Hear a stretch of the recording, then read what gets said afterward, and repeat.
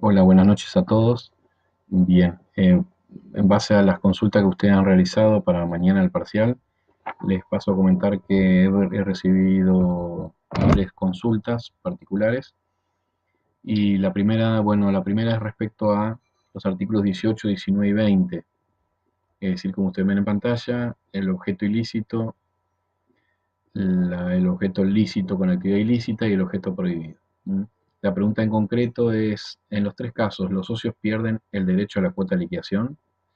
En los tres casos, ¿pierden el derecho a reclamar por la restitución de los aportes? Bueno, hay que hacer una distinción. En el único caso que todos los socios pierden el derecho a reclamar su cuota liquidatoria es en el 18, ¿sí? Es decir, en la sociedad de objeto ilícito. En esa sí, no importa si hay socios de buena fe o de mala fe, se entiende que son todos de mala fe, en el sentido de que como el objeto es ilícito, en el contrato está el objeto ilícito, y por lo tanto, si todos los socios firmaron el contrato, no se puede presumir la buena fe. Por lo tanto, nadie tiene derecho a reclamar los aportes ni la cuota liquidatoria. Ahora bien, cuando nos metemos en el artículo 19, es decir, aquella sociedad que en el contrato está el objeto lícito, pero después en la práctica desarrollan una actividad ilícita, ahí sí ya la ley distingue lo que son aquellos socios que actuaron o tienen conocimiento de la actividad ilícita, es decir, los socios que son de buena fe sí van a tener derecho a la cuota liquidatoria, los que son de buena fe.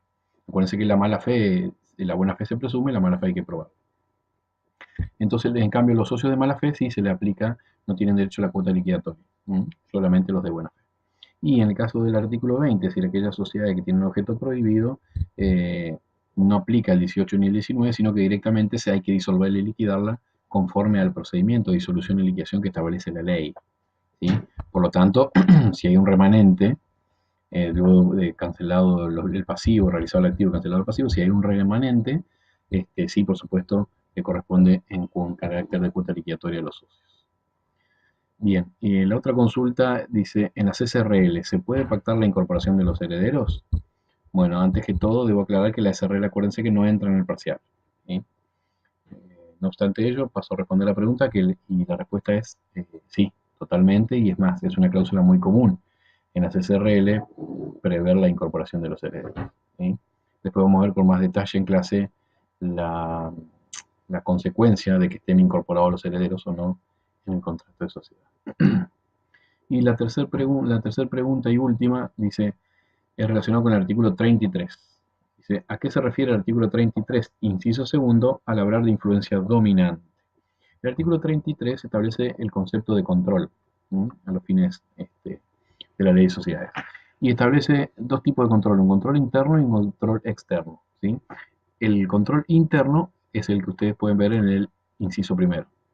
Es decir, cuando una sociedad tiene el control en otra porque tiene los votos suficientes para que eso suceda. Es decir, básicamente, y que genera la voluntad social. Es decir, básicamente más del 51% de los porcentajes de las votaciones, ¿sí? De las acciones o de las cuotas o de las partes de interés que corresponden. Eso es un tipo de control interno.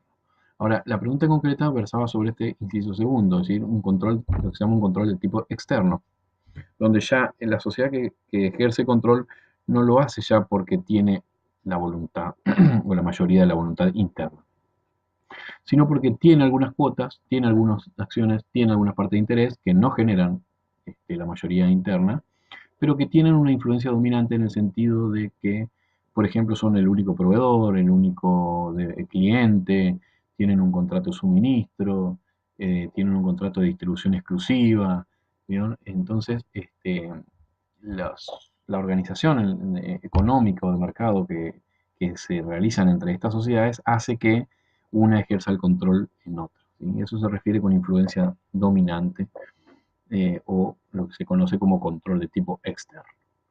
Bueno, esas son las tres consultas, esas son las tres respuestas, espero haber sido claro y bueno, nos vemos mañana en el parcial.